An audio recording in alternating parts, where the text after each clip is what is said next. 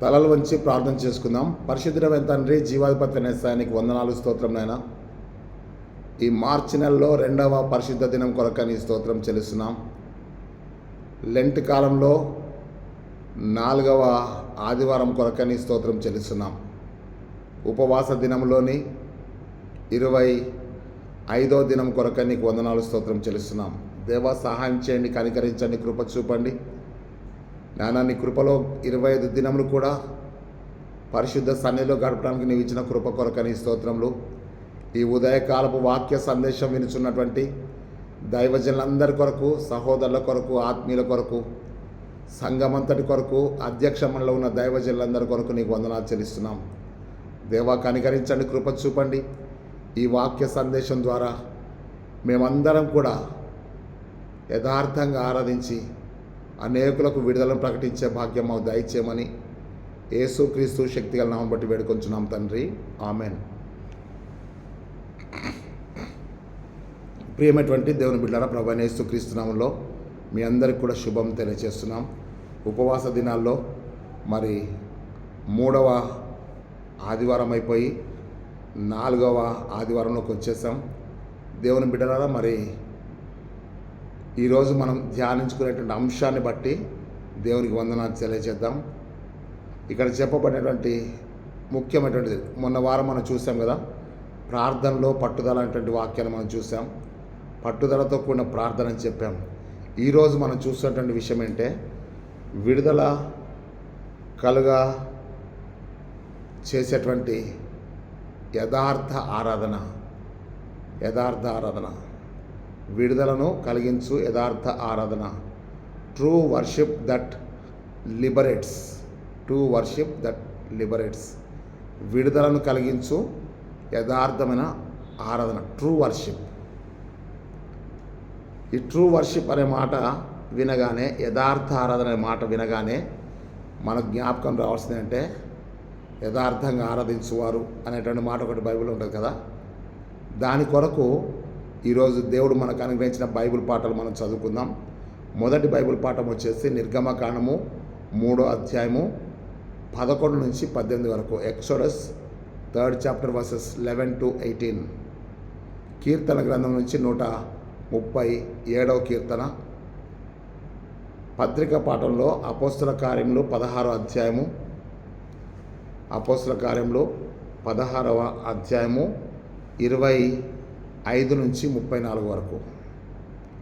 లూకా సువార్త 13వ అధ్యాయము 10వ వచనం నుంచి 17 వచనాలు. లూకా సువార్త 13వ అధ్యాయము 10 నుంచి 17 వచనాలు. ఈ 4 బైబిల్ పాఠాలను అనుసరించి మన యొక్క అంశం ఏంటంటే, విడుదల కలిగించు యథార్థ ఆరాధన. యథార్థమైన ఆరాధన ద్వారా విడుదల కలుగుతుంది అని అర్థం. అంటే యథార్థమైన ఆరాధనలో దేవుని యొక్క శక్తి ఉంది. There is power in the true worship. యథార్థంగా ఆరాధించేటువంటి ప్రార్థన, యథార్థమైనటువంటి ఆరాధన, యథార్థతతో కూడిన ప్రార్థన, అది తప్పకుండా దేవుని కార్యాన్ని జరిగించేది ఉంటుందని చెప్పి నేను మీకు జ్ఞాపకం చేస్తున్నాను. ఇక్కడ మనం స్పష్టంగా చూడాల్సిన విషయాలు కొన్ని నేను మీకు చెప్తాను. ఆ తర్వాత దేవుని వాక్యంలోనికి మనం వెళ్ళిపోదాం. మొట్టమొదటిగా మనం జ్ఞాపకం చేసుకోవాలంటే, విడుదలను కలిగించు లిబరేట్స్. విడుదలను కలిగించు యథార్థమైన ఆరాధన. 2 భాగాలు చేసేద్దాం. యథార్థమైన ఆరాధన అనేది ఒకటి భాగం చేద్దాం, విడుదలను కలిగించు అనేటువంటిది ఒక భాగం చేద్దాం. అంటే ఈ విడుదల కలిగించేటువంటి శక్తి ఎక్కడుందంటే, యథార్థమైన ఆరాధనలో ఉంది. ఆ ఆరాధనలో ఏమి ఉండాలి అంటే, యథార్థం ఉండాలి.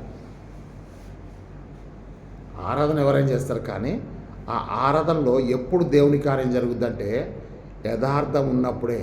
అంటే నీ ఆరాధన యథార్థమైంది అయితే దేవుని కార్యం జరగడం కూడా యథార్థంగా జరుగుతుంది. ఇప్పుడు నేను మీకు చెప్తాను ఎందుకు యథార్థమైన ప్రార్థనలో దేవుని శక్తి ఉందని నేను చెప్తున్నానంటే, యథ అంటే హృదయము, యథలోని బాధ అంటాం కదా, హృదయంలోని బాధ. యథ అనేటువంటి మాటకి ఇంకో పర్యాయ పదం అంటే హృదయం.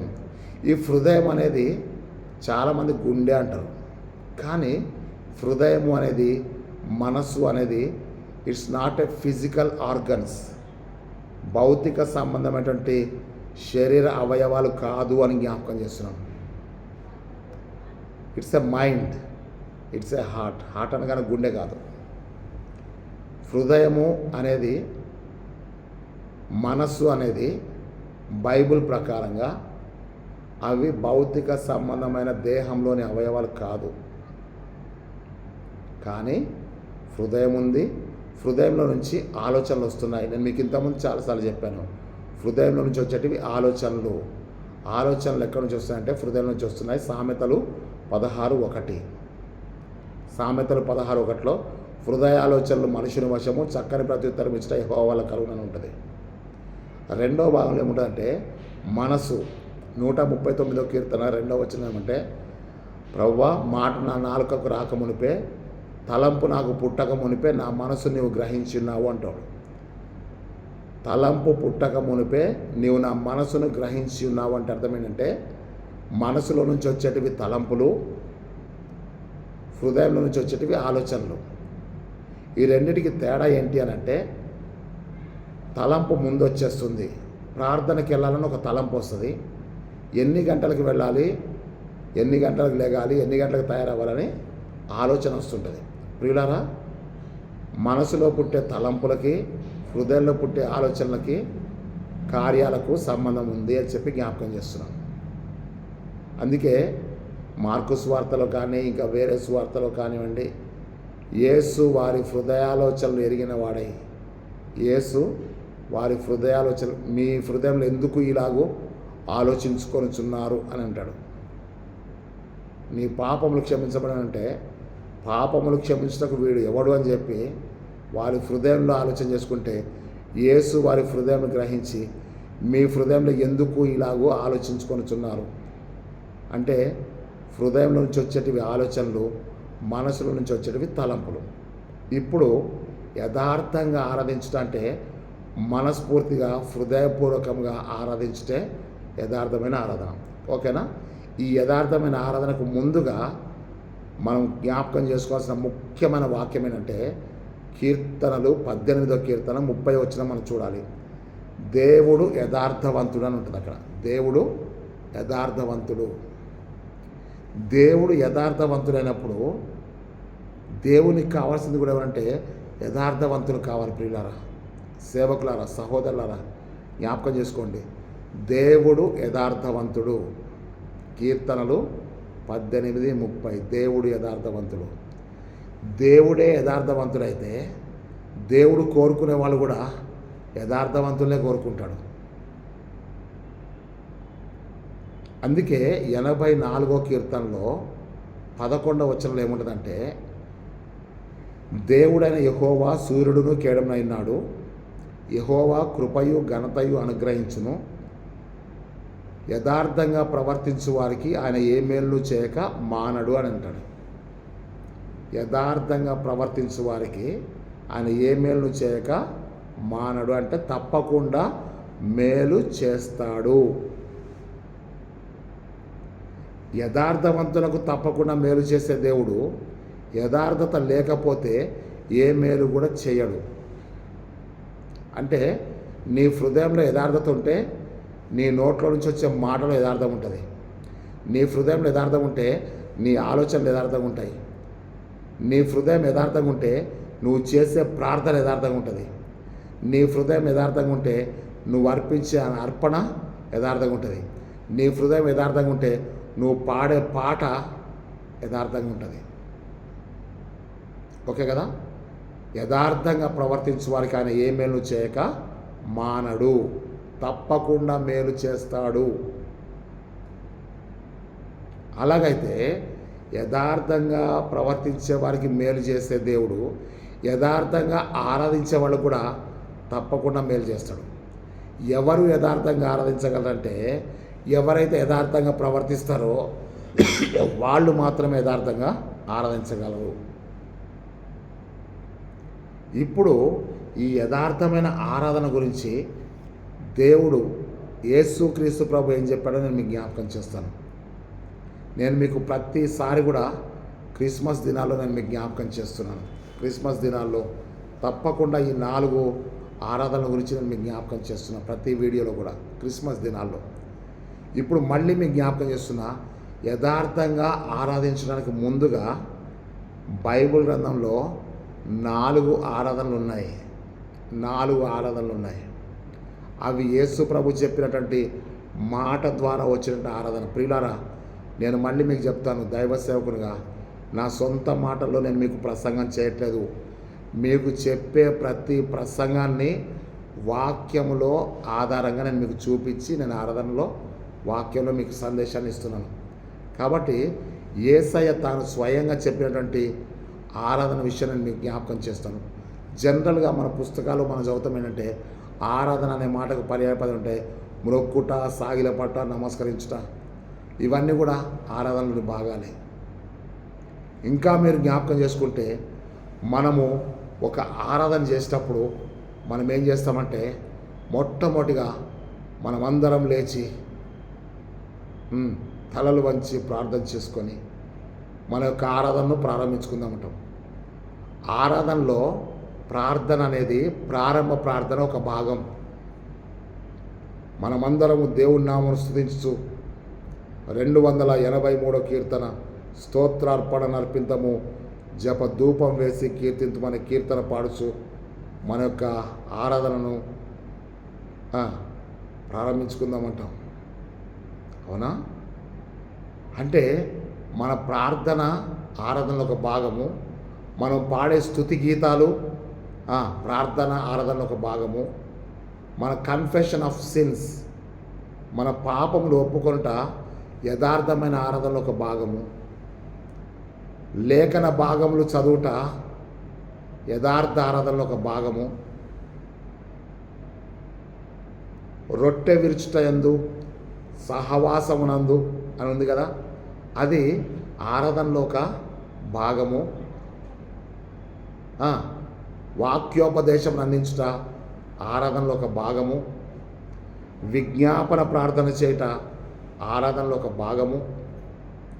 ఇవన్నీ కలిపితేనే ఆరాధన అని చెప్పేసి అన్నాం.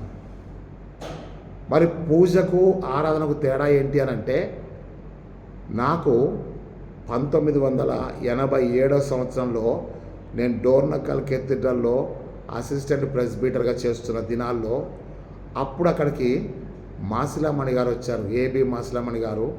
ఆ గొప్ప దైవజనునికి మరి గెస్ట్ హౌస్ ఇన్ఛార్జిగా నేను ఉండడం జరిగింది డిఎన్ శామ్యుయల్ బిషప్ తండ్రి గారి కాలంలో. ఆ దైవజనుడు అయినటువంటి మాసిలామణి గారు మనకు హే ప్రభు యేసు పాట రాసినటువంటి వ్యక్తి, నడిపించునాలా అనేటువంటి పాట రాసిన వ్యక్తి. మాసిలామణి గారి పేరు తెలవని వారు లేరు. మనం బాసిలను సిలువలో పాపక్షం అనే పాట పాడతాం కదా ఈ ఉపవాస దినాల్లో. ఆ పాట రాసినటువంటి వ్యక్తి కూడా ఏబి మాసిలామణి గారు. ప్రపంచ ప్రసంగ చక్రవర్తి అవార్డు తీసుకున్నటువంటి దైవజనుడు ఆయన, ఒక బ్యాప్టిస్ట్ సంఘ కాపరిగా. అయితే ఆ దైవజనుడు చెప్పిన మంచి వాక్యం ఏంటంటే, పూజ వేరు ఆరాధన వేరు. పూజకి ఆరాధనకు తేడా ఏంటయ్యా అంటే, జ్ఞానులు ఇంటిలోనికి వచ్చి ఆయనకు సాగిలపడి తర్వాత బంగారము సాంబ్రాణి బోళంను ఆయనకు అర్పించి ఆయనను పూజించిరి. పూజ అనేది వ్యక్తిగతంగా చేసేటువంటిది, ఒక్కొక్కరుగా చేసేది పూజ, అందరు కలిసి చేసేది ఆరాధన. మాసిలామణి గారు చెప్పినటువంటి నిర్వచనం అది నేను మీకు జ్ఞాపకం చేస్తున్నాను. ఒక గొప్ప దైవం చెప్పాడు, ప్రతి ఇంట్లో కూడా పూజ గది ఉంటుంది. కొన్ని ఇళ్లలో ప్రేయర్ హాల్ ఉంటుంది, కొన్ని ఇళ్లలో పర్సనల్ ప్రేయర్ రూమ్ ఉంటుంది. మీ అమ్మ ఎక్కడికి వెళ్ళిందిరా అంటే పూజ చేసుకుంటుంది అంటారు. మా అమ్మ దేవునికి పూజ చేస్తుంది. ప్రియ దేవుని బిడ్డ, ఒక గదిలో ఒంటరిగా చేసుకునేటువంటిది పూజ. మీ అమ్మ ఎక్కడికి అంటే దేవునికి అడిగిపోయిందంటారు. జ్ఞాపకం చేసుకుందాం ప్రియులారా, ఆ గొప్ప దైవజనుడు చెప్పిన మాట ఏంటంటే, పూజ వ్యక్తిగతంగా చేసుకునేది, ఆరాధన అందరు కలిసి చేసేది. ఇక్కడ మనం చూసినట్టయితే ఈ యొక్క ఆరాధన గురించి యేసయ్య చెప్పినటువంటి 4 ఆరాధనల గురించి చెప్తాను కదా. ఈ 4 ఆరాధనలు మీరు తప్పకుండా రాసుకోవాలి, సంఘానికి తప్పకుండా చెప్పాలి. యేసయ్య చెప్పిన 4 ఆరాధనలు ఏంటో నేను మీకు జ్ఞాపకం చేస్తాను. మొట్టమొదటిగా ప్రభు సమరయ స్త్రీతో మాట్లాడుతూ యోహాను సువార్త 4వ అధ్యాయంలో మనం చూస్తున్నాం. అక్కడ ఏంటంటే యోహాను సువార్త 4వ అధ్యాయము మరి 21వ వచనం నుంచి నేను మీకు చదువుతాను, జాగ్రత్త వినండి. అమ్మ, ఒక కాలం వచ్చుచున్నది, ఆ కాలమందు ఈ పర్వతం మీదనైనను యెరూషలేములోనైనను మీరు తండ్రిని ఆరాధింపరు, నా మాట నమ్ము. మీరు మీకు తెలియని దానిని ఆరాధించువారు, మేము మాకు తెలిసిన దాన్ని ఆరాధించువారము. చూడండి, రక్షణ యూదులలో నుండియే కలుగుచున్నది. అయితే యథార్థంగా ఆరాధించువారు ఆత్మతోనూ సత్యముతోనూ తండ్రిని ఆరాధించు కాలం వచ్చుచున్నది, అది ఇప్పుడు వచ్చి ఉన్నది. అట్టివారే కావాలని తండ్రి కోరుచున్నాడు. దేవుడు ఆత్మ గనుక ఆయనను ఆరాధించువారు ఆత్మతోనూ సత్యముతోనూ ఆరాధించాలి. దేవుడు ఆత్మ కనుక God is worship. Those who worship God must worship with truth and spirit. దేవుడు ఆత్మ గనుక ఆయనను ఆరాధించువారు ఆత్మతోనూ, అంటే అర్థమంటే పరిశుద్ధాత్మతో, సత్యముతో ఆరాధించాలంటే, సత్యం అంటే దై వర్డ్ ఈజ్ ట్రూత్. జాన్ 17:17, యోహాను 17:17 అంటే నీ వాక్యమే సత్యము. నువ్వు ఆరాధించాలని నువ్వు అనుకున్నట్టయితే మొట్టమొదట ఆత్మతోనూ సత్యముతోనూ ఆయన అట్టి వారు కావాలని చెప్పి తండ్రి కోరుకుంటున్నాడు. ఇక్కడ మీకు యేసయ్య సమరయ స్త్రీకి చెప్పిన 3 ఆరాధనల గురించి చెప్తాను. మొట్టమొదటి ఆరాధన అంటే, అమ్మ, మీరు మీకు తెలియని దానిని ఆరాధిస్తున్నారు. మీరు పర్వతం మీద ఆరాధిస్తున్నారు, యూదులేమో యెరూషలేము దేవాలయాన్ని ఆరాధిస్తున్నారు. ఒక కాలం వస్తుంది, ఆ కాలంన పర్వతం మీద ఆరాధించే వాళ్ళు ఉండరు, ఆలయంలో ఆరాధించేసే వాళ్ళు కూడా ఉండరు. నా మాట నమ్ము అని ఏం చెప్తుంటే, నెంబర్ 1 ఆరాధన ఎవరంటే, మీరు మీకు తెలియని దాన్ని ఆరాధిస్తున్నారు.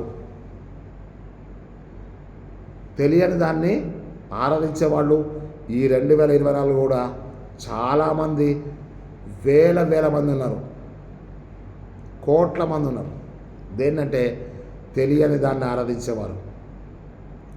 మేము మాకు తెలిసిన దానిని ఆరాధిస్తున్నాం.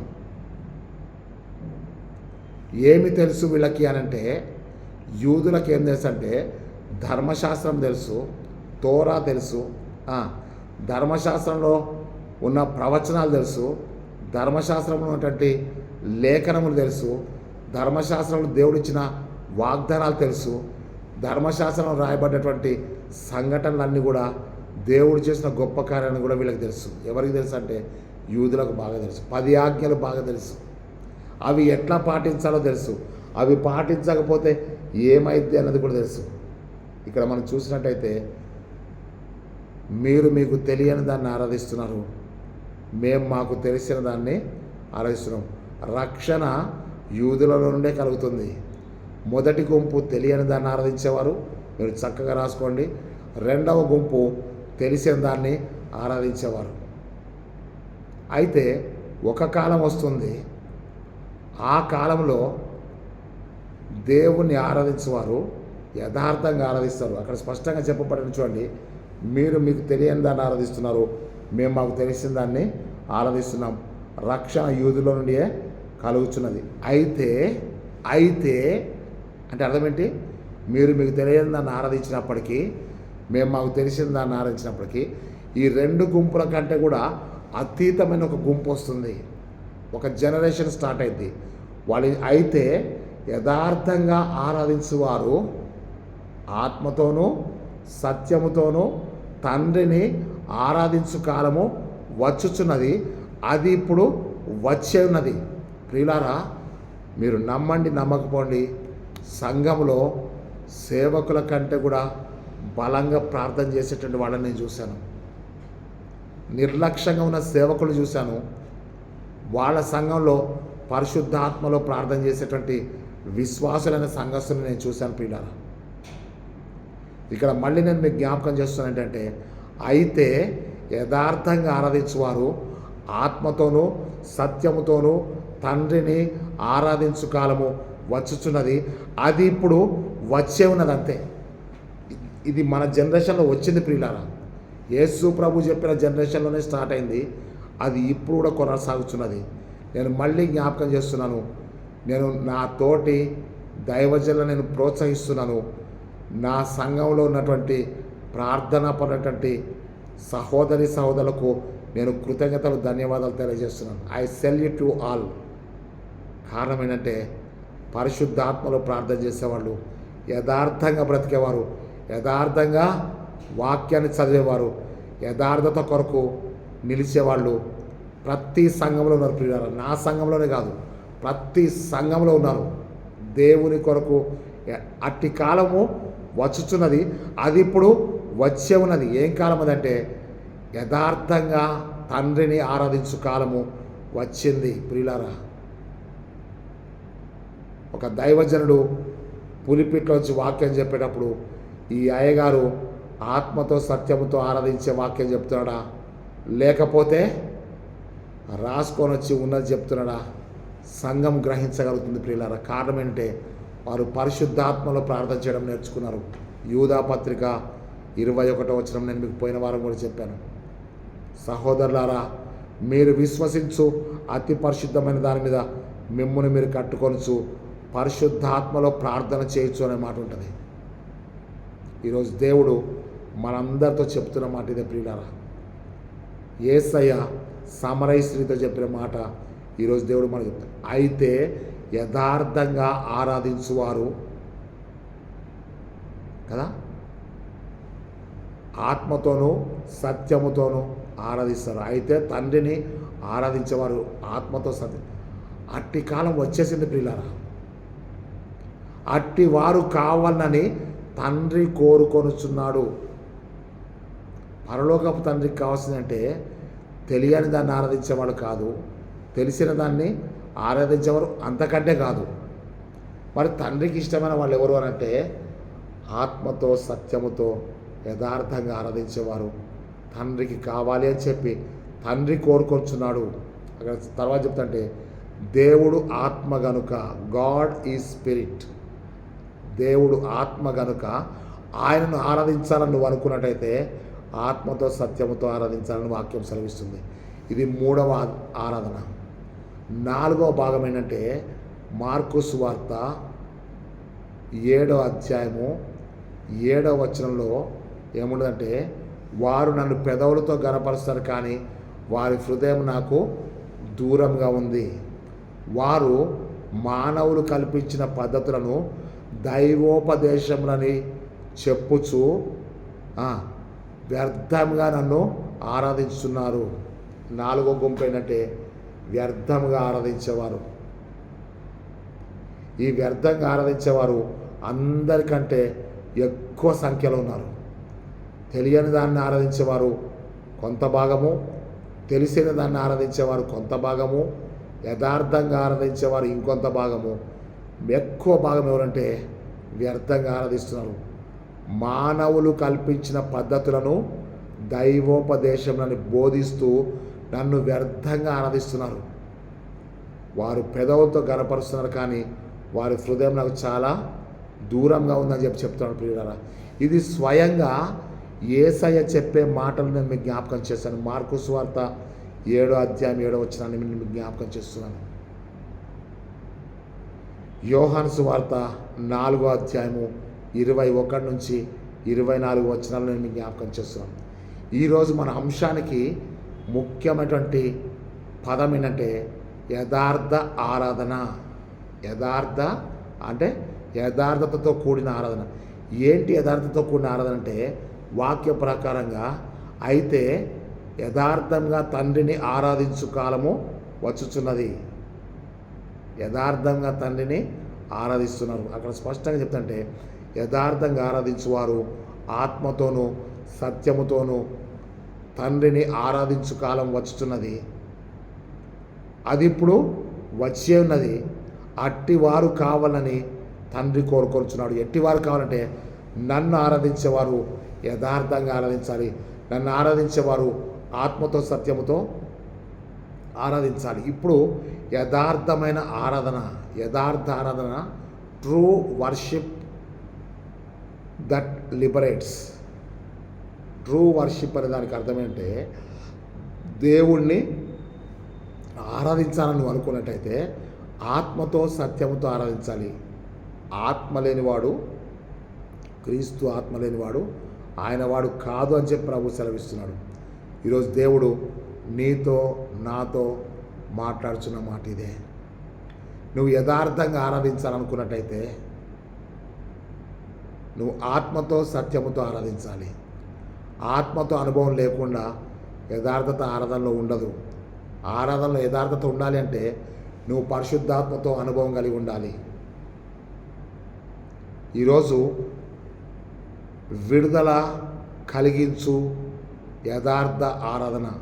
యథార్థ ఆరాధన ఆత్మ సంబంధమైన ఆరాధన. యథార్థమైన ఆరాధన వాక్యానుసారమైన ఆరాధన.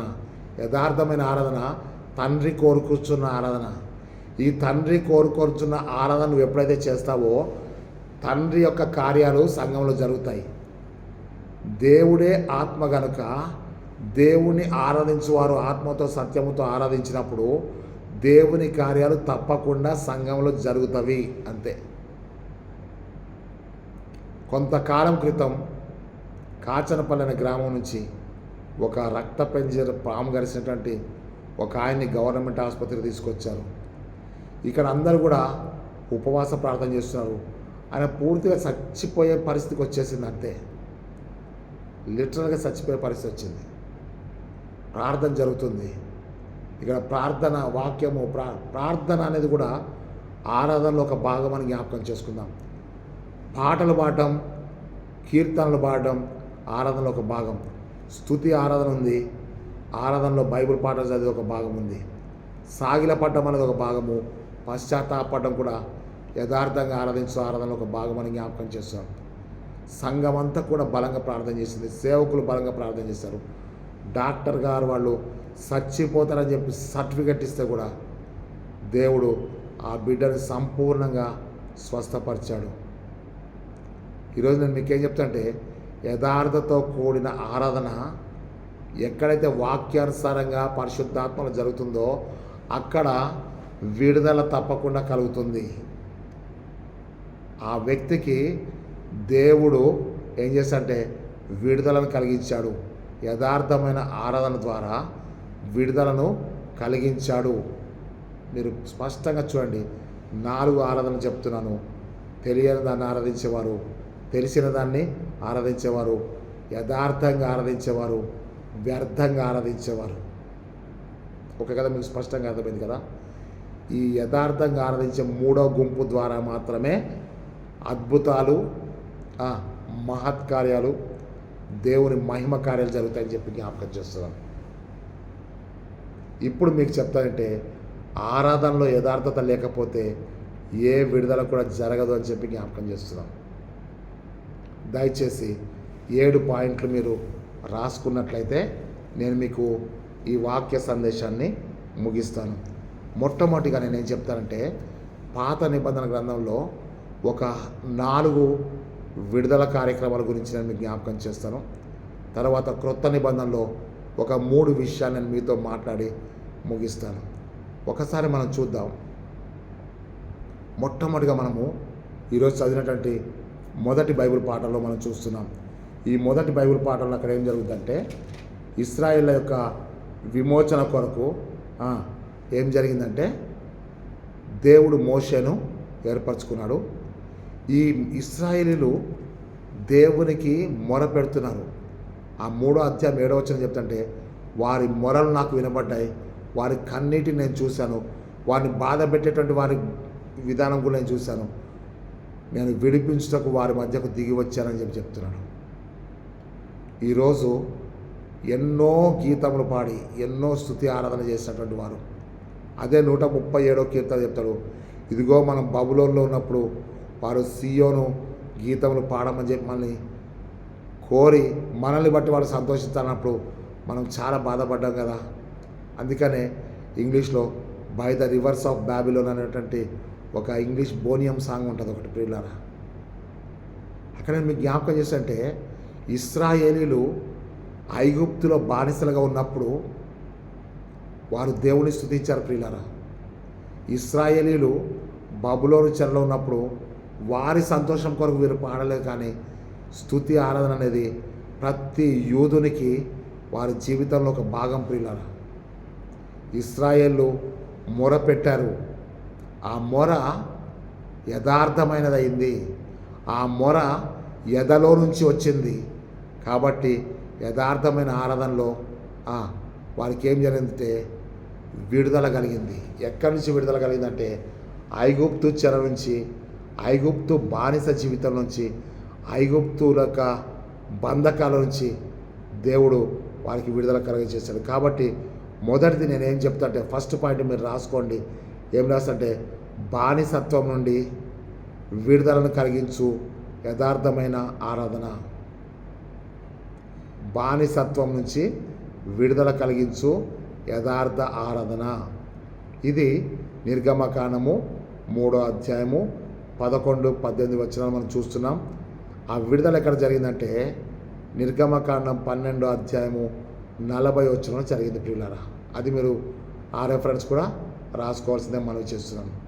నెంబర్ 2 ఏంటంటే మనం చూస్తున్నాం పాత నిబంధన నుంచి మనం చూస్తున్నామంటే శాపము నుండి విడుదలను కలిగించుట కదా. శాపము నుండి విడుదల కలిగించు యథార్థ ఆరాధన. శాపము నుండి విడుదల కలిగించు యథార్థ ఆరాధన. అది 2వ పాయింట్ ప్రియులారా. ఈ 2వ పాయింట్ కాడ మీరేం రాసుకుంటారంటే ద్వితీయోపదేశ కాండము 23వ అధ్యాయము 5వ వచనాన్ని చూడండి. తర్వాత కీర్తనలు 109వ కీర్తన 28వ వచనం మనం చూస్తే ఈ కీర్తనలు 23:5 ఏముంటుందంటే ద్వితీయోపదేశ కాండము 23:5 ఏముంటుందంటే నీ దేవుడైన యెహోవా నిన్ను ప్రేమించున్నాడు కనుక ఆ శాపమును నీ నిమిత్తము ఆశీర్వాదముగా చేశాను. నీ దేవుడైన యెహోవా నిన్ను ఎప్పుడు ప్రేమిస్తాడంటే నువ్వు యథార్థంగా ఆరాధించినప్పుడు, నీ ఆరాధనలో యథార్థత ఉన్నప్పుడు, నువ్వు యథార్థంగా ప్రవర్తించినప్పుడు. యథార్థంగా ప్రవర్తించు వారికి ఏ మేలు చేయక మానను అని చెప్పి దేవుడు చెప్పాడు కనుక వాళ్ళు నిన్ను శపిస్తున్నారు బిలాము వైపు నుంచి. ఆ బిలాము చెప్పేటువంటి శాపవచనాలు ఇశ్రాయేలుకు వచ్చే వరకు ఆశీర్వాదాలుగా మార్చబడుతున్నాయి. అయ్యో నేను దేవుని జనాంగాన్ని ఎట్లా శపించాలి, ఏ శాపవచనం కూడా నాకు రావట్లేదు నా నోట్లోంచి అంటాడు బిలాము. ప్రియులారా, ఈరోజు దేవుడు మనకు చెప్తుంటే 2వ పాయింట్ మీరు రాసుకోండి. శాపము నుండి విడుదల కలిగించు యథార్థ ఆరాధన. అంటే అర్థమంటే నీ ప్రేమ నీ హృదయం యథార్థంగా ఉంటే నీ మీదకి ఎవరైనా శాపం తెస్తే కూడా ఇట్ ఈజ్ మై ఛాలెంజ్. నా జీవితంలో నేను చెప్తున్నాను, నిన్ను ఎవరైనా శపిస్తే కూడా అది ఆశీర్వాదం అది ప్రియులారా. నా జీవితంలో నేను చెప్తున్నా, it's my pleasure to share with you my test money. ఒక ఆయన నన్ను శపిస్తూ ఏమనంటే, ఏంటి నేను బిషప్ని, ఏంటి ఏం లార్డ్ సాబ్ లాగా వస్తున్నావు, ఒక పెద్ద లార్డ్ అనుకుంటున్నావా అన్నారు. ప్రియులారా, దేవుడు ఆయన నోటి నుంచి వచ్చినటువంటి శాపవచనాన్ని నన్ను ప్రేమించిన యేసయ్య నన్ను ప్రేమించున్నాడు కనుక ఆ శాపమును ఆశీర్వాదంగా మార్చిండు. ప్రియులారా, నాకు ఇంగ్లాండ్ దేశంలో ఒక సర్టిఫికెట్ ఇచ్చారు ప్రియులారా. దాంట్లో ఏముందంటే LORD అని ఉంది. నాకు తర్వాత గుర్తొచ్చింది, ఒక దైవజనుడు ఒక వ్యక్తిని తన నోటితో శాపం పలికినా కానీ ప్రియులారా అది మన జీవితానికి ఆశీర్వాదం. అది ప్రియులారా, it's my testimony to all the servants of God. దైవ సేవకులందరికీ కూడా ఇది నా సాక్ష్యం. నేను మీకు చెప్తున్నా, మీరు దయచేసి బైబుల్ తీసి ఈ రెఫరెన్స్ చదవండి. ద్వితీయోపదేశకాండము 23వ అధ్యాయము 5వ వచనాన్ని మీరు చదవండి. నా జీవిత అనుభవం నేను మీకు చెప్తున్నాను. నీ దేవుడని యెహోవా నిన్ను ప్రేమించున్నాడు కనుక నీ నిమిత్తము ఆ శాపమును ఆశీర్వాదంగా మార్చాడు. దేవుని ప్రేమ ఎంత గొప్పది ప్రియులారా. దేవుడు నిన్ను ప్రేమిస్తున్నాడు కనుకనే నీకు వచ్చే శాపం కూడా ఆశీర్వాదం అది ప్రియులారా. It is the true testimony in my life. రెండో విషయం చెప్తాను ఏంటంటే 109వ కీర్తన 28వ వచనం మీరు చూస్తే, వారు శపించున్నారే కానీ నీవు దీవించదవు. వారు శపించున్నారు కానీ నీవు దీవిస్తావు. నిజమే దేవుని బిడ్డారా, వాళ్ళు శపిస్తున్నారు మనల్ని. దేవుడు మనల్ని దీవిస్తూ అంచెలంచెలుగా పైకి తీసుకొస్తున్నాడు ప్రియులారా. ఇక్కడ మీకు చెప్పే వాక్యం అంటే, యథార్థమైన ఆరాధన ఎప్పుడు జరుగుతుందంటే యథార్థమైన ప్రవర్తన కలిగినప్పుడు. యథార్థమైన ప్రవర్తన ఎప్పుడు ఉంటుందంటే హృదయం యథార్థంగా ఉన్నప్పుడు. హృదయం ఎప్పుడు యథార్థంగా ఉంటుందంటే హృదయం శుద్ధిగా ఉన్నప్పుడు. దేవా నా యందు శుద్ధ హృదయం కలగచేయి, నా అంతరంగంలో స్థిరమైన మనసుని నూతనంగా పుట్టించు. దేవా నా యందు శుద్ధ హృదయం కలగచేయి. ప్రార్థన చేయి దైవజనుడా. దేవుడు తప్పకుండా నీ ద్వారా గొప్ప కార్యాలు జరిగిస్తాడు.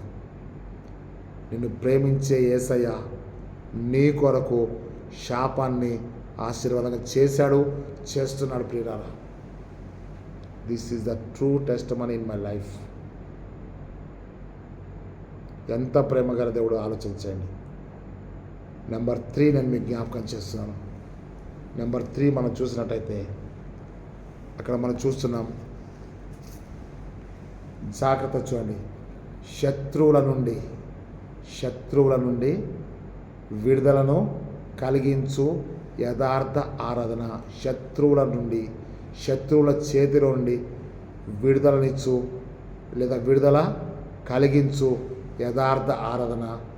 నెంబర్ 3 ఏంటంటే చూడండి, న్యాయాధిపతుల గ్రంథంలో గిద్యోను ఖడ్గము, యెహోవా ఖడ్గం అని చెప్పుంటారు. చూడండి పిల్లరా, ఒకసారి మీరు న్యాయాధిపతుల గ్రంథంలో ఒక్కసారి మీరు దయచేసి చూడండి. 6వ అధ్యాయంలో ఒకసారి యెహోషువ న్యాయాధిపతులు చూద్దాం. న్యాయాధిపతుల గ్రంథంలో 6వ అధ్యాయంలో మరి చెప్తాను చూడండి పిల్లరా. 7వ అధ్యాయము 20వ వచనం చూడండి. న్యాయాధిపతులు 7వ అధ్యాయం 20వ వచనం చూసినట్లయితే 19వ వచనం కూడా మనం చూసినట్లయితే, అట్లు నడిజాం మొదటి కావలి వారు ఉంచబడగానే గిద్యోన్ను అతనితో ఉన్న 100 మంది దండుపాళెము కొట్టకొనకు పోయి బూరలను ఊది తమ చేతిలో ఉన్న కుండలను పగలగొట్టిరి. అట్లు 3 గుంపుల వారు బూరలు ఊదుచు ఆ కుండలను పగలగొట్టి ఎడమ చేతులతో దివిటీలను కుడి చేత్తో ఊదుటకు బూరలను పట్టుకొని యెహోవా ఖడ్గము గిద్యోను ఖడ్గమని కేకలు వేసిరి. అక్కడ మనం చూసినట్టయితే ఆ యొక్క యెహోవా ఖడ్గము గిద్యోను ఖడ్గం అని చెప్తూ వారు ఏం చేశారంటే కుండలను పలగొట్టారు. తర్వాత బూరలను పట్టుకొని స్తుతి ఆరాధన యథార్థంగా చేశారు. మళ్ళీ చెప్తున్నాను, ఆలయంలో కూర్చొని పాడే పాటలు మాత్రమే ఆరాధన కాదు. చెట్టు కింద నువ్వు పాటలు పాడినా అది ఆరాధనే. చెట్టు కింద నువ్వు కూర్చొని మోకాళ్ళేసి ప్రార్థన చేస్తే అది ఆరాధనలో ఒక భాగమే. ఈరోజు దేవుడు గిద్యోను ద్వారా మిద్యానీల చేతిలో నుంచి దేవుడు గిద్యోన్ ద్వారా, ఆ యొక్క న్యాయాధిపతి అయిన గిద్యోన్ ద్వారా ఇజ్రాయెల్ను రక్షించినప్పుడు యెహోవా ఖడ్గము గిద్యోను ఖడ్గం అని చెప్పేసి అని ఆ కుండలు బద్దలు కొట్టేసి చెప్తున్నారు పిల్లరా. ఇక్కడ నేను మీకేం చెప్తాంటే, శత్రువుల చేతిలో నుంచి విడుదలను కలిగించు యథార్థ ఆరాధన అని చెప్పి నేను మీకు జ్ఞాపకం చేస్తున్నాం. అది మనం రాసుకోవాల్సినటువంటి థర్డ్ పాయింట్ పిల్లరా. తర్వాత మనం చూసినట్టయితే చూడండి, మరణం నుండి బ్రతికించినటువంటిది. ఇక్కడ చూస్తే 1, 2, 3 ఈ యొక్క 3 భాగాలు కూడా పాత నిబంధనలో మనం చూసాం. 4వది మనం చూసినట్టయితే ప్రియులారా, ఈ యొక్క బంధకముల నుండి విడుదల కలిగిస్తున్నాడు. బంధకముల నుండి విడుదల అనగానే మనకు 2వ బైబిల్ పాఠంలో అపోస్తుల కార్యంలో ఒకసారి మీరు చూడండి, ఆ యొక్క 16వ అధ్యాయం మనం చూసినట్టయితే అక్కడ స్పష్టంగా బంధకములు ఊడిపోయాను అని ఉంటుంది. చూడండి, ఆ ఊడిపోయాననే మాటకు ముందు ఏం జరిగిందో నేను మీకు స్పష్టంగా జ్ఞాపకం చేస్తాను పిల్లరా. ఆ యొక్క అపోస్తుల కార్యముల గ్రంథము 16వ అధ్యాయంలో మనం ఒక్కసారి చూద్దాం. 24వ వచనం చూద్దాం. అపోస్తుల కార్యములు 16:24 చూడండి. 25వ వచనం చూస్తారు చూడండి. అయితే అర్ధరాత్రి వేళ పౌలు సీలయు దేవునికి ప్రార్థించుచు కీర్తనలు పాడుచుండిరి, ఖైదీలు విరుచుండిరి. 24లో ఏముందంటే, 23 ఏమంటే, వారు చాలా దెబ్బలు కొట్టి వారిని చెరసాల్లో వేసి భద్రంగా కనిపెట్టవాలని చెరసాల నాయకునికి ఆజ్ఞాపించి, అతడు అట్టి ఆజ్ఞను పొందిన వాడే వారిని లోపలి చెరసాల్లో త్రోసి వారి కాళ్లకు బొండలు వేసి బిగించెను. బంధకాలు వేసి బొండలు వేసి లోపల చెరసాల అంటే ముందు భాగంలో చెరసాల ఉంటుంది, లోపల భాగంలో చెరసాల ఉంటుంది. వీళ్ళని ఏం చేశారంటే లోపల కటిక చీకటి ఉన్నటువంటి చెరసాల్లో వేశారు. తర్వాత వాళ్ళకి బొండ బిగించారు, అంటే వారి కాళ్లకు బంధకాలు పెట్టారు. ఈ బంధకాలను చూడట్లేదు, అది లోపల చెరసాల బయట చెరసాలని కూడా దే డోంట్ కేర్ దట్. వాళ్ళు లెక్క చేయట్లేదు ప్రియులారా. కారణం ఏంటంటే ఆ 25వ వచనంలో ఎంత మంచి మాట చూడండి. అర్ధరాత్రి వేళ, మధ్యరాత్రి వేళ పౌలు సీలయు దేవునికి ప్రార్థించుచు కీర్తనలు పాడుచుండిరి, ఖైదీలు వినుచుండిరి. ఎంత మంచి మాట ప్రియులారా చూడండి. మధ్యరాత్రి లోపల చెరసాల్లో ఉన్నవాళ్ళు, కరెంటు లేని దినాల్లో, దీపములు పెట్టుకొని బ్రతికే దినాల్లో లోపల చెరసాల్లో ఉన్నవాళ్ళు మధ్యరాత్రి గాఢ నిద్రలో ఉంటారు ప్రియులారా. వాళ్ళకి కాళ్ళకు బొండలు బిగించారంటే వారు కనీసం ప్రక్కకు తినడానికి లేదు, మెసలడానికి కూడా లేదు ప్రియులారా. అంత కఠినమైన సమయంలో మధ్యరాత్రి వేళ వీళ్ళకి నిద్ర పడతలేదు, సరే పర్వాలేదు. కానీ చాలాసార్లు మనం నిద్ర పట్టదు, నాకైతే చాలాసార్లు నిద్ర పట్టదు. అప్పుడు లేచి టక వాట్సాప్లో 1:20 నుంచి 2:23 వరకు కూడా వాక్యం పెడుతుంటే చాలామంది, అన్నయ్య ఏంటి నువ్వు నిద్రపోవట్లేదా అని చెప్పేసి అంటారు ప్రియులారా. నాకేం గుర్తొస్తుందంటే మధ్యరాత్రి వేళ పౌలు సీలలు దేవునికి ప్రార్థన చేయుచు కీర్తనలు పాడుచుండిరి, ఖైదీలు వినుచుండిరి. ఆ ఖైదీలకి ఎంత సంతోషం ప్రియులారా. అక్కడ యథార్థంగా ఆరాధన జరుగుతుంది. కారణం అంటే పరిశుద్ధాత్మతో పొందినటువంటి, పరిశుద్ధాత్మ నింపబడ్డ పౌలు, పరిశుద్ధాత్మతో నింపబడినటువంటి శీల అక్కడ ఉన్నారు. ఎప్పుడైతే వాళ్ళు పరిశుద్ధాత్మతో నింపబడ్డారో వారి మాటలు, వారి ప్రార్థన, వారి పాటలు, కీర్తన అన్నీ కూడా పరిశుద్ధాత్మ. అంటే అర్థమైంది తెలుసా ప్రియులారా? నా భాషలో మీకు స్పష్టంగా అర్థమయ్యేటట్టు చెప్పాలంటే ఆ చెరసాల మొత్తం కూడా పరిశుద్ధాత్మతో నింపబడ్డది ప్రియులారా. వారు పాడుతుండగా ఆ యొక్క స్థలం మొత్తం కూడా చెరసాలే, కానీ ఆ చెరసాల మొత్తము ప్రార్థనతో, కీర్తనలతో, పరిశుద్ధాత్మతో ఎంత గంభీరంగా మారిపోయింది ప్రియులారా. ఖైదీలు వినుచుండిరి. ఖైదీలు అసలు ఎవడి మాట వినకనే ఖైదీలు అయిన వాళ్ళు. మీరు ఎంత ఫన్నీ థింగ్ మీరు చూడండి. వారి చెరసాలు ఎందుకు వేసారు ప్రియులారా? మాట వినేటువంటి ఎవడు చెరసాల్లో వేయరు. ఆ ఖైదీల్ని ఎందుకు తీసుకొచ్చారంటే మాట వినట్లేదు కాబట్టి ఖైదీల్ని తీసుకొచ్చారు. ఎప్పుడైతే వీళ్ళు ప్రార్థన చేసి పాటలు పాడుతున్నారో, ప్రార్థనలో శక్తి ఉంది, వాళ్ళు పాడే పాటల్లో కీర్తనలో శక్తి ఉంది ప్రియులారా. ఈ దేవుని శక్తి ముందు, పరిశుద్ధాత్మ శక్తి ముందు మాట వినని ఖైదీలు కూడా ఈ పాటలు వింటున్నారు, ప్రార్థన వింటున్నారు ప్రియులారా. మధ్యరాత్రి వేళ పౌలు శీల దేవునికి ప్రార్థన చేయుచు కీర్తనలు పాడుచుండిరి, ఖైదీలు వినుచుండిరి. అక్కడ యథార్థమైన ఆరాధన ఆత్మతో సత్యంతో జరుగుతుంది ప్రియులారా. ఆ విధంగా జరుగుతున్న సమయంలోనే ఏం జరిగిందో తర్వాత అక్కడ చూద్దాం. ఒకసారి మనం చదువుదాం. అప్పుడు ఏమని చెప్తుంది? అప్పుడు అనగానే ఏంటంటే ఒక క్వశ్చన్ రావాలి. ఎప్పుడు అని వస్తుంది. ఈ ప్రార్థన జరుగుతున్నప్పుడు, ఈ పాటలు కీర్తనలు పాడుచున్నప్పుడు, ఖైదీలు వినుచున్నప్పుడు, అప్పుడు అకస్మాత్తుగా మహాభూకంపము కలిగెను. ఎంత మంచి మాట చూసారా! భూకంపం కలగడం వేరు, మహాభూకంపం కలగడం వేరు ప్రియులారా. అది బహుశా రిక్టర్ స్కేల్ మీద 8+ అయి ఉంటుంది తప్ప తక్కువైతే కాదు. 6+7 అయితే అది భూకంపం అయితే, ఇది మహాభూకంపం. అంటే రిక్టర్ స్కేల్ మీద 8+ అయి ఉంటుంది అని చెప్పి నేను అనుకుంటాను ప్రియులారా. అది చెప్తాంటే అప్పుడు అకస్మాత్తుగా మహాభూకంపం కలిగెను, చెరసాల పునాదులు అదరెను, వెంటనే తలుపులన్నీ తెరుచుకొనెను, అందరి బంధకములు ఊడిపోయాను. యథార్థమైన ఆరాధన ద్వారా ఏం జరిగింది అంటే, విడుదలను కలిగించు యథార్థమైన ఆరాధన ద్వారా చెరసాలలో ఉన్న వాళ్ళందరి బంధకాలు ఊడిపోయినాయి, తలుపులు తెరుచుకున్నాయి, పునాదులు అదిరిపోయినాయి. ఇక మిగిలిందంతా కూడా మీరు వాక్యాలను చదువుకొని ప్రియులారా. ఒకరికి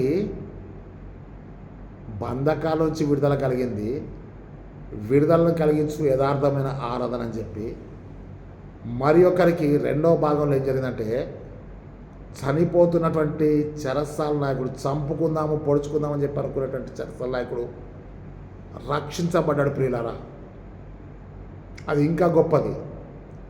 భూ సంబంధమైన బంధకాలు ఊడిపోయినాయి ఒకళ్ళకి, ఖైదీలకి. ఆత్మ సంబంధమైన బంధకాలు ఊడిపోయినాయి చెరసాల నాయకుడికి. బంధకముల నుండి విడుదలను కలిగించు యథార్థమైన ఆరాధనలో ఇది 4వ పాయింట్ అని చెప్పి నేను మీకు జ్ఞాపకం చేస్తున్నాను. అంటే బంధకాల నుంచి విడిపించేటువంటి ఆరాధన, యథార్థతతో కూడిన ఆరాధన, ఇది 4వ పాయింట్ ప్రియులారా. 5వ పాయింట్ నేను మీకు జ్ఞాపకం చేస్తాను ఏంటంటే, మరణం నుండి విడుదల కలిగించు యథార్థమైన ఆరాధన. మరణము నుండి, ఇది పాయింట్ నెంబర్ 5. పాయింట్ నెంబర్ 5 ఏమంటే, మరణము నుండి విడుదలను కలిగించు యథార్థమైన ఆరాధన. అది ఎక్కడ ఉంటుందంటే, 1-2 పేజీలు మనం తిప్పినట్టయితే అపోస్తుల కార్యములు 20వ అధ్యాయము 8వ వచనం నుంచి మనం 12వ వచనం వరకు మనం చూస్తున్నాం. మీరు రాసుకోండి. అపోస్తుల కార్యములు 20వ అధ్యాయము 8 నుంచి 12 వచనాలు మనం చూసినట్టయితే అక్కడ కూడా మరణ బంధకాల నుంచి, మరణము నుండి విడుదలనిచ్చు యథార్థమైన ఆరాధన. అక్కడ ఏం జరుగుతుందంటే, ఆదివారంన రొట్టె విరుచుట కూడినప్పుడు రొట్టె విరుచుట కార్యక్రమం జరుగుతుంది. పౌలు మరునాడు వెళ్ళనండి వారితో ప్రసంగించు అర్ధరాత్రి వరకు విస్తరించి మాట్లాడుచుండెను. మేము కూడి ఉన్న మేడగదిలో అనేక దీపములుండెను. అక్కడ ఎంత చక్కగా ఉందంటే, ఆ 8వ వచనంలో మేము కూడి ఉన్న మేడగదిలో అనేక దీపములు ఉన్నాయి. ప్రియులారా, ఇక్కడ మీరు జ్ఞాపకం చేసుకోవాల్సినటువంటి విషయం ఏంటో నేను మీకు చెప్తాను. ఏంటి అని అంటే, అక్కడ జాగ్రత్తగా చూస్తే మేము కూడి ఉన్న మేడగదిలో అనేక దీపములు ఉన్నాయి. ఆ రోజు కరెంటు లేని దినాలు ప్రియులారా. ఆ రోజుల్లో ఎవరైనా వచ్చినప్పుడు ప్రార్థనకు వచ్చే ప్రతి ఒక్కరు కూడా లాంతర్ పట్టుకొని వచ్చేవాళ్ళు ప్రియులారా. వాళ్ళ ఇంటికాడ నుంచి అర్ధరాత్రి వరకు పౌలు విస్తరించి వాక్యం, అంటే మరునాడు పౌలు వాళ్ళిద్దరిని వెళ్ళిపోతున్నాడు. కాబట్టి అక్కడ ఒక మంచి హోల్ నైట్ ప్రేయర్, సంపూర్ణ రాత్రి ప్రార్థన జరుగుతుంది ప్రియులారా. ఆ ప్రార్థన జరుగుతుండగా అక్కడ అనేక దీపములు ఉన్నాయంటే ప్రతి ఒక్కరు ఒక దీపాన్ని తీసుకొచ్చారు. ఎంతమంది దీపాలు పట్టుకొస్తే ఆ గదిలో అంత వెలుగు వచ్చేస్తుంది ప్రియులారా. ప్రతి ఒక్కరూ ఒక దీపములకు సాదృశ్యంగా ఉన్నారు. అందుకే ప్రభు చెప్పాడంటే మీరు లోకములకు వెలుగై ఉన్నారు. అవునా? ఇక్కడ మీరు జాగ్రత్త చూస్తే మనమే ఒక దీపంగా ఉన్నాం. సామెతలు 31:18 రాత్రి వేళ ఆమె దీపము ఆరిపోదు అన్నది ప్రియులారా. పరలోకంలో నాకు ఏది కనబడలేదు, గొర్రెపిల్ల ప్రభువును గొర్రెపిల్లలు దానికి దీపమై ఉన్నారని చెప్పబడదు ప్రియులారా. ఈరోజు పౌలు అక్కడ రొట్టె విరుస కార్యక్రమం చేసినప్పుడు అక్కడ అనేక దీపములు ఉన్నాయి, ప్రార్థన జరుగుతుంది. కానీ అక్కడ ఏం జరిగిందంటే ఐతుకు అనేటువంటి యవనస్తుడు ప్రార్థనకు వచ్చాడు. కరెక్టే, ప్రార్థన చేస్తున్నాడు, కరెక్టే ప్రియులారా. ప్రార్థన చేస్తూ కూడా ఏం చేశాడంటే అక్కడ మనం చూసినట్టయితే అతడు ప్రార్థనకు వచ్చి కిటికీలో కూర్చున్నాడు. కిటికీలో కూర్చొని నిద్రాభారం వల్ల జోగి ఆ 3వ అంతస్తు నుంచి కింద పడిపోయాడు ప్రియులారా. ఎటు పడ్డాడు అంటే బయట వైపునకు పడ్డాడు. బయట చల్లటి గాలి వస్తుంది. ఆన్లైన్ పేరుకు వచ్చాడు. కిటికీలో కూర్చొని జోగి వెనక్కి పడిపోయాడు. అతడు చనిపోయాడు.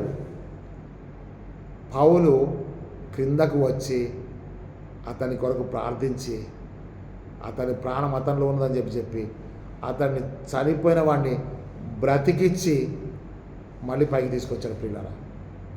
ఈరోజు నేను మీకు చెప్పేటువంటి 5వ పాయింట్ అంటే మరణం నుండి విడుదల కలిగించు యథార్థమైన ఆరాధన అని చెప్పి రాసుకోండి ప్రియులారా. అపోస్తల కార్యములు 20వ అధ్యాయము 8వ వచనం నుంచి 12వ వచనాలు ప్రియులారా. నెక్స్ట్ పాయింట్ ఏంటంటే నెంబర్ 6 మనం చూసినట్టయితే ఆచారాల నుండి విడుదల కలిగించు యథార్థ ఆరాధన. ఆచారములు కదా, యూదుల ఆచార ప్రకారము లేదా మనుషులు కల్పించు మాటలను దైవోపదేశంలో బోధించేటువంటి ఆచారాలు, ఇవన్నీ మనము ఇప్పుడు కూడా ఈనాటి సంఘాల్లో కూడా మనం చూస్తున్నాం ప్రియులారా. ఆచారాలు ఆచారాలు ఆచారాలు మీకు ఉదాహరణ చెప్తా. ప్రతి సంవత్సరము మన సంఘాల్లో మరి ప్రార్థనలు జరుగుతుంటాయి, ఆరాధనలు జరుగుతుంటాయి, ఉపవాస దినాలు వస్తాయి. ఉపవాస దినాల ఇది తినొచ్చా, అది తినకూడదా, ఇది తింటే ఏమైద్ది, అది తింటే ఏమైద్ది, పువ్వులు పెట్టుకోవచ్చా, పువ్వులు పెట్టుకోకూడదా, కొత్త చీర కట్టుకోవచ్చా, కొత్త చీర కట్టుకోకూడదా, పునాది వేయొచ్చా, ఇంటికి పెళ్లి ప్రకటన రాయించుకోవచ్చా, రాయించుకోకూడదా. ఏంటి ప్రియులారా, దేవుని బిడ్డలారా, ఇవన్నీ ఆచారాలు కదా.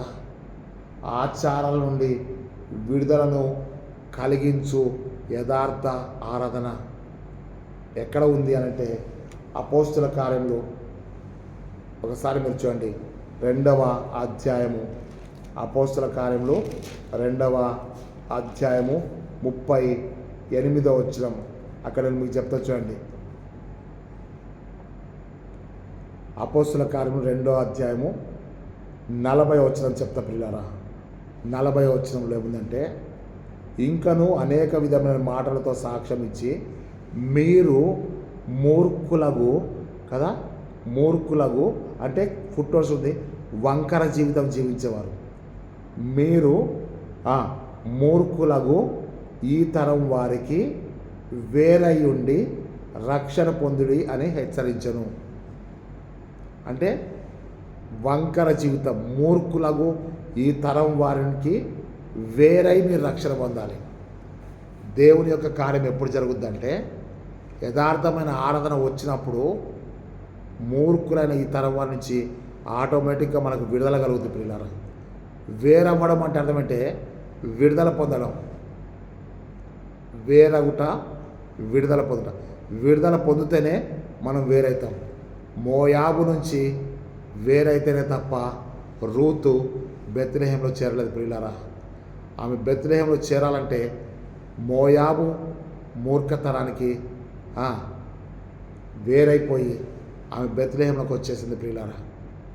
యథార్థమైన ఆరాధన ఏం చేస్తుందంటే ఈ తరం వారి మూర్ఖపు ఆచారాల నుంచి నీకు విడుదల ఇస్తుంది. అందుకే రోమపత్రిక 12వ అధ్యాయం 2వ వచనం చెప్తుంటే, మీరు ఈ లోక మర్యాదను అనుసరింపక ఉత్తమమును అనుకూలమును పరిశుద్ధమైన దేవుని చిత్తమైన తెలుసుకొని మీ మనస్సు మారి నూతన మగుట వల్ల రూపాంతరము పొందండి అని చెప్తాడు. రోమ 12:1-2 వచనాల్లో ఏంటి అనంటే, నువ్వు యథార్థంగా ఆరాధిస్తే ఆ యథార్థమైన ఆరాధన ఈ ఆచారాల నుంచి భూ సంబంధమైన వక్ర జీవితం నుంచి ఈ మూర్ఖ తరము నుంచి నిన్ను వేరు చేసేది. వేరు చేయటం అంటే అర్థమంటే విడుదల కలిగించుట, నిన్ను విడిపించేటువంటిది ఆ యొక్క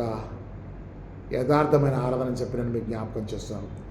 చివరిగా నేను మీకేం చెప్తానంటే, ఈ 7వది ఏంటంటే సువార్త పాఠంలో బలహీనత నుంచి విడుదల పొందినాం. ఒకసారి మనము సువార్త పాఠం చదువుకుందాం. 7వ పాయింట్ ఏంటంటే, సువార్త పాఠంలో చెప్పబడ్డది లూకా సువార్త 13వ అధ్యాయంలో మనం చూసినటువంటి మాట ఏంటంటే, నడుము వంగిపోయినటువంటి స్త్రీ గురించి మీరు అందరూ చూస్తున్నారు కదా. 12వ వచనం చూడండి. 13వ అధ్యాయం 12వ వచనంలో యేసు ఆమెను చూచి రమ్మని పిలిచి, అమ్మ నీ బలహీనత నుంచి విడుదల పొందితివి. విడుదల అనే మాట మీకు అండర్లైన్ చేసుకోండి. బలహీనపరచు దయ్యం పట్టింది. ఆ దయ్యం ఆమెను బలహీనపరుస్తుంది. ఎంత బలహీనపరిచినా ఆమె మాత్రం ప్రార్థనకు వస్తుంది. ఆమెను యేసయ్య ఎక్కడ కలిశాడు అంటే సమాజ మందిరంలో కలిశాడు. ఆ సమాజ మందిరంలో ఆమె ఎందుకు వచ్చిందంటే ఆరాధన జరుగుతుందని వచ్చింది. ఆ సమాజ మందిరంలో, యూదుల సమాజ మందిరంలో లేఖనాలు చదువుతారు. యూదుల సమాజ మందిరంలో బైబిల్ చదువుతారు, లేఖనాలు చదువుతారు, తర్వాత ప్రార్థన చేస్తారు, పాటలు పాడతారు.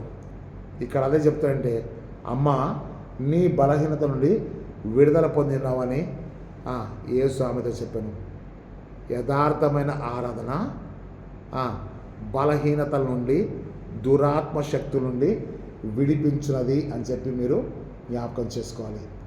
యథార్థమైన ఆరాధన బలహీనతల నుంచి మనల్ని విడుదలనిచ్చేటువంటిది. ఇక్కడ మనం చూసినట్లయితే అదే అధ్యాయంలో యేసయ్య స్పష్టంగా చెప్తున్నాడు.